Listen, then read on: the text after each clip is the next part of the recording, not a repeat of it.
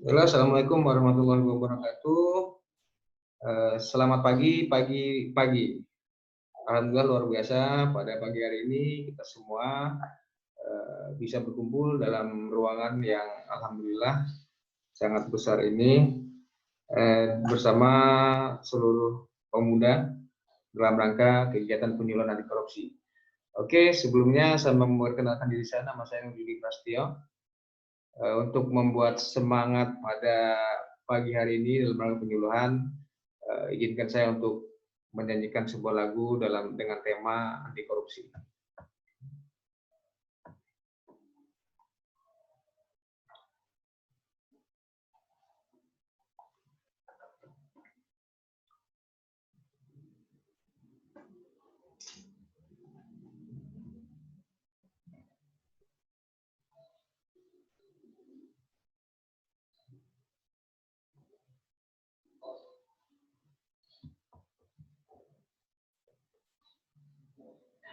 Sopo sing kuat masuk tahanan, sopo sing ora krasa kelangan, ditinggal wong sing disayangi karena tersangkut korupsi, marilah kita perangi. Sopo sing kuat ditinggal lunga,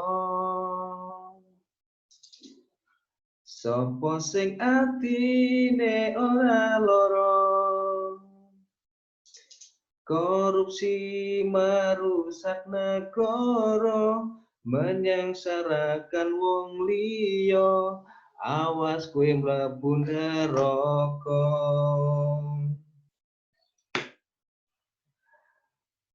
Ayo lawan korupsi ini sakuat-kuate ati, pesanku mung siji, jangan korupsi.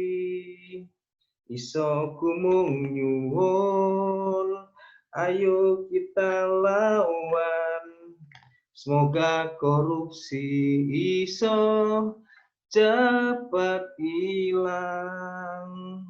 Ayo lawan korupsi ini sakuat-kuate hati, pesanku mung siji, jangan korupsi. Iso kumung nyuwun, muga ora ketun, semoga korupsi cepat hilang. Oke, itu mungkin sebuah lagu untuk penyemangat kita pada acara penyuluhan pada sore hari ini. Baiklah, rekan-rekan Karang Taruna, pada hari ini kita bersama-sama belajar tentang bahaya-bahaya korupsi, bahwa korupsi ini benar-benar kejahatan yang luar biasa. Bagaimana kita bersama-sama untuk mencegah, melakukan kegiatan-kegiatan yang baik dalam rangka penyuluhan kepada masyarakat agar tindakan korupsi ini bisa dicegah. Baik, saya akan menampilkan slideshow penyuluhan pada pagi hari ini.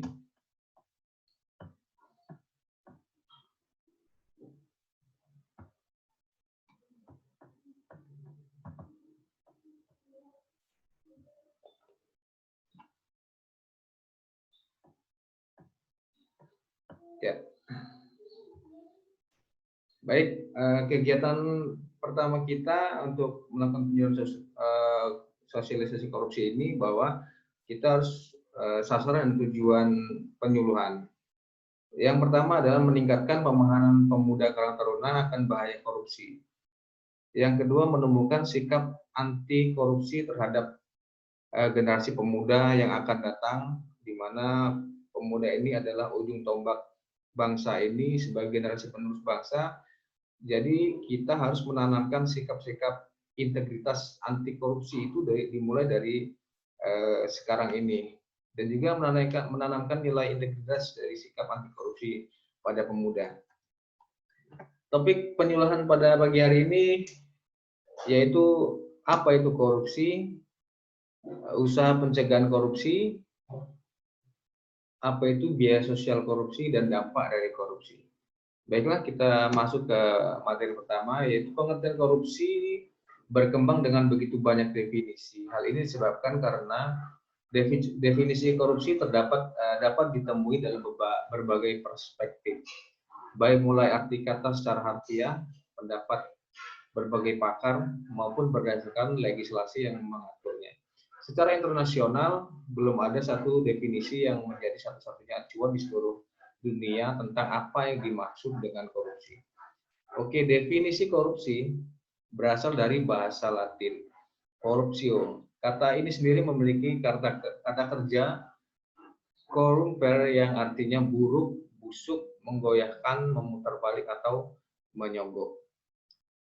Perilaku pejabat publik, politikus, atau pegawai negeri yang secara tidak wajar dan ilegal memperkaya diri atau memperkaya mereka yang dekat dengan kekuasaan dengan cara menyalahgunakan kekuasaan tersebut yang dipercayakan kepada mereka. Nah, jadi banyak pejabat kita mungkin dari tingkat desa sampai tingkat kabupaten, provinsi, dan level lebih tinggi lagi, mereka kebanyakan memanfaatkan jabatan mereka untuk bagaimana caranya memperkaya diri mereka sendiri dengan cara memanfaatkan jabatan tersebut. Terus tindakan setiap orang yang secara melawan hukum melakukan perbuatan memperkaya diri sendiri atau orang lain yang suatu korporasi yang dapat merugikan keuangan negara atau perekonomian negara. Hal itu diatur dalam Undang-Undang Nomor 31 Tahun 1999 tentang pemberantasan tindak pidana korupsi. Nah, jadi tindak pidana korupsi itu, kelas-kelas kakap itu melibatkan para pejabat-pejabat elit di tingkat atas untuk memperkaya diri dan kelompok mereka. Jadi kita sebagai generasi pemuda diharapkan jika nanti kita menduduki posisi-posisi tersebut bisa sudah tertanam sikap-sikap nilai integritas anti korupsi tersebut. Jadi saat kita melakukan sebuah kebijakan dan lain-lain, kita sudah paham bahwa tindakan-tindakan tersebut melawan hukum.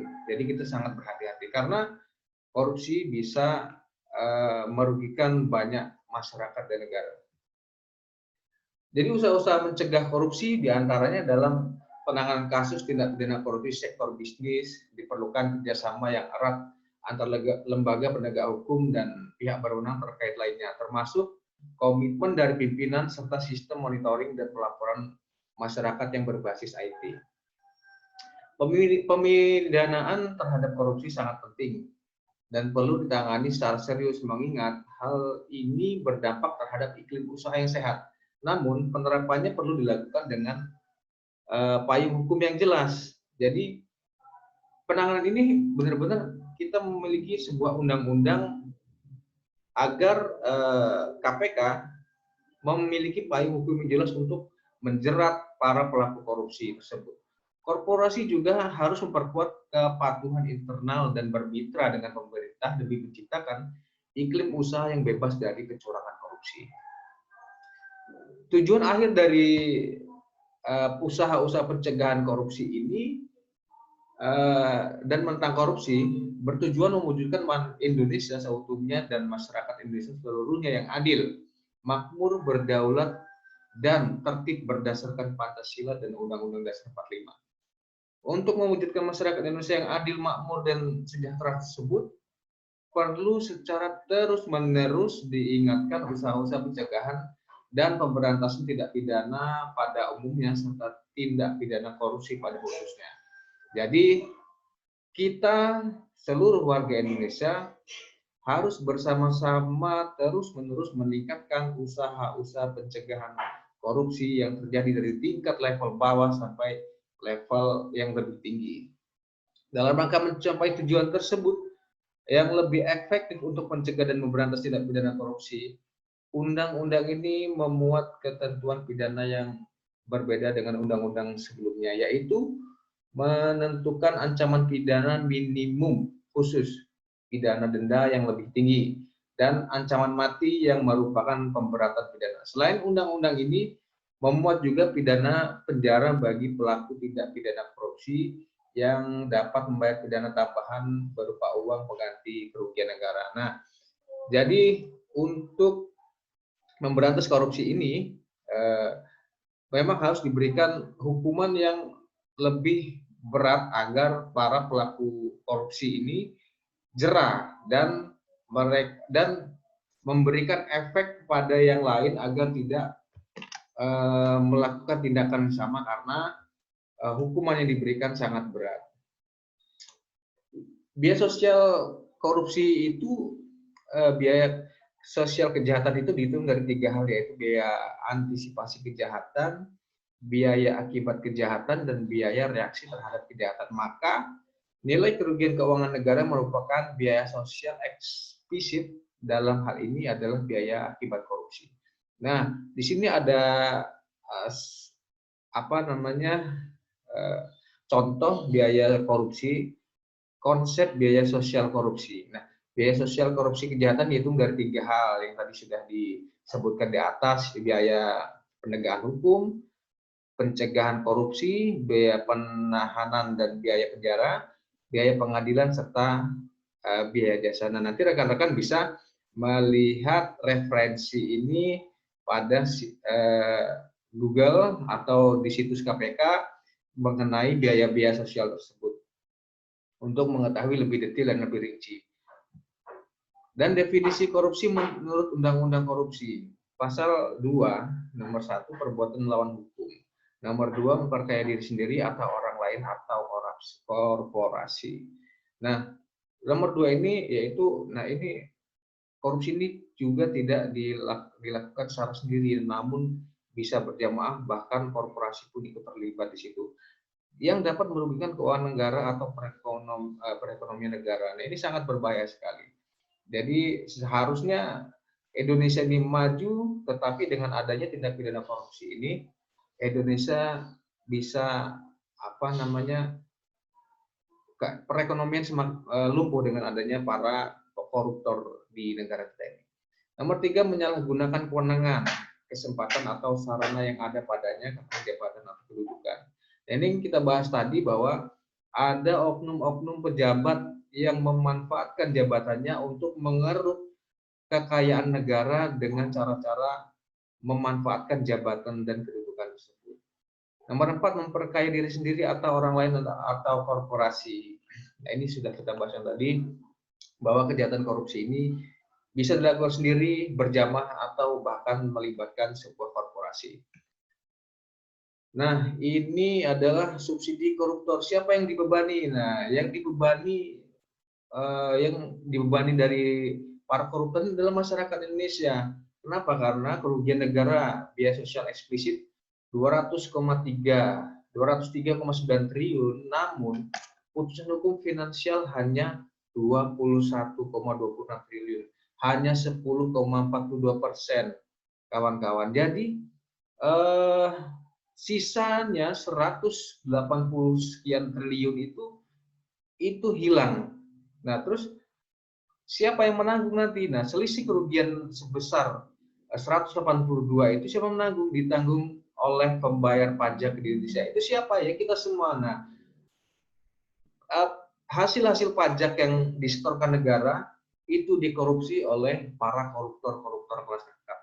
Jadi jangan sampai kita generasi ke depan, jika tindak pidana korupsi ini semakin dibiarkan, maka negara bisa lambat dalam perkembangan perekonomian.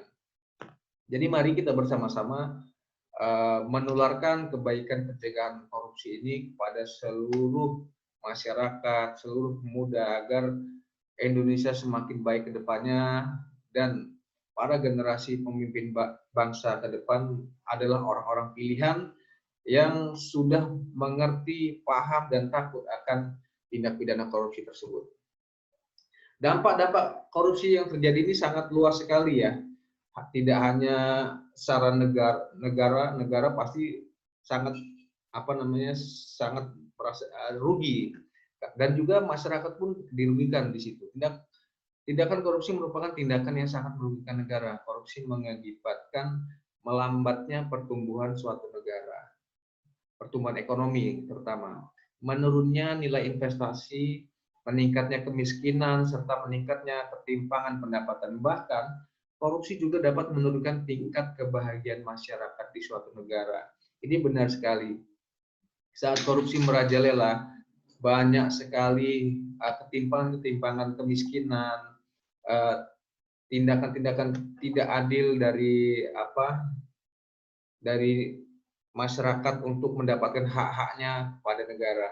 Dan juga praktek korupsi menciptakan ekonomi biaya tinggi yang membebankan pelaku ekonomi. Kondisi ekonomi biaya tinggi ini berimbas pada mahalnya harga jasa dan pelayanan publik. Karena harga yang ditetapkan harus dapat menutupi kerugian pelaku ekonomi akibat besarnya modal yang dilakukan karena penyelewengan yang mengarah ke tindak korupsi. Indikator keberhasilan memberantas korupsi ini ada pada indeks penegakan hukum atau Law Enforcement Index. Yang kedua akan diformulasikan metodologi dan toolnya pada tahun 2012 bekerja dengan stakeholder antara lain UPK, UKP, kemitra, partnership dan lain-lain dan akan diimplementasikan pada 2012. Diperoleh dari rata-rata kumulatif capaian 5 sasaran strategis KPK dan perspektif stakeholder. Nah, perspektif stakeholder ini dia fokus area pemberantasan korupsi, sasaran strategis, efektivitas dan efisiensi pemberantasan korupsi. Indikatornya adalah indeks penegakan hukum atau Law Enforcement Index. Penanganan grand corruption dan penguatan APGAKUM. Keberhasilan penanganan dan grand corruption, efektivitas penegakan perkara korupsi oleh APGAKUM. Mungkin itu rekan-rekan dari Karang Taruna, dan juga nanti tolong kita sama-sama mengisi form isian untuk kegiatan dari pemaparan bahaya pencegahan korupsi ini. Rekan-rekan juga bisa membantu kami dalam melakukan penilaian. Dan kesimpulan dari kegiatan ini bahwa pemuda diharapkan mampu menjadi pilot project perubahan dalam melakukan penyebaran tindakan pidana korupsi. Pemuda juga perlu menanamkan nilai-nilai anti korupsi sejak dini, karena di tangan pemuda lah masa depan negara untuk menjadi negara yang bebas dari korupsi. Demikian pemaparan dari saya.